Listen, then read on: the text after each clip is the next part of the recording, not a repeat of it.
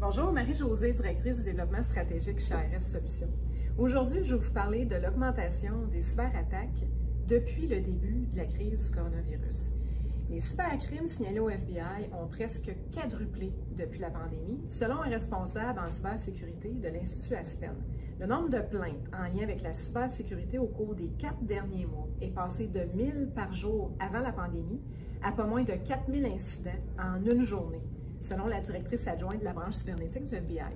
C'est surtout des cybercriminels qui s'en prennent aux organisations, comme les établissements de soins de santé et les instituts de recherche, qui travaillent présentement sur les traitements contre la COVID-19. Il y a eu plusieurs cas d'intrusion dans certaines de ces institutions-là, en particulier celles qui se sont publiquement identifiées comme travaillant sur la recherche liée au COVID. Même si c'est pas rare que les malfaiteurs ciblent l'industrie biopharmaceutique, ça s'est quand même intensifié de manière très significative pendant la crise. Les organisations qui font des recherches sur des médicaments potentiels pour traiter ou vacciner les victimes du COVID sont maintenant plus visibles, évidemment, aux yeux du public, ce qui les rend donc très attrayantes pour les autres États qui sont intéressés à obtenir des détails sur ce qu'ils font et peut-être même à voler des informations exclusives que ces institutions-là ont. Un certain nombre de cas a fait surface au cours des 2 derniers mois. En mars, des cybercriminels ont attaqué Genomics à 10 reprises.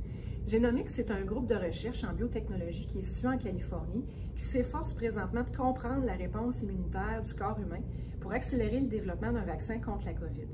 En état d'alerte, Microsoft a même demandé à plusieurs douzaines d'hôpitaux de corriger immédiatement les faiblesses de leurs installations VPN après avoir trouvé des preuves qu'une équipe de rançon cherchait des failles à exploiter.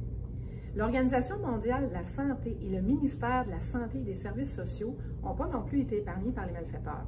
Les hameçonneurs seraient impliqués dans une tentative de détournement des comptes de messagerie personnelle d'un certain nombre de membres de l'OMS.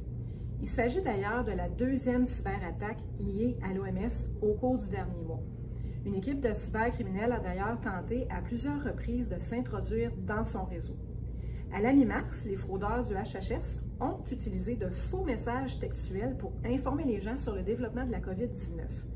Cette menace-là est mondiale et peut toucher n'importe qui, donc c'est important de redoubler de vigilance.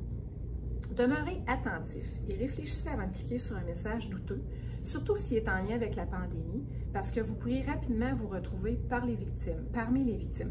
Faites preuve de vigilance en ne prenant pas pour acquis que vous êtes peu à risque parce que vous n'êtes pas, par exemple, dans le secteur de la santé et de la recherche. En cas de doute, n'hésitez pas à nous contacter si vous souhaitez valider la légitimité d'un courriel que vous auriez reçu et que vous trouveriez suspicieux.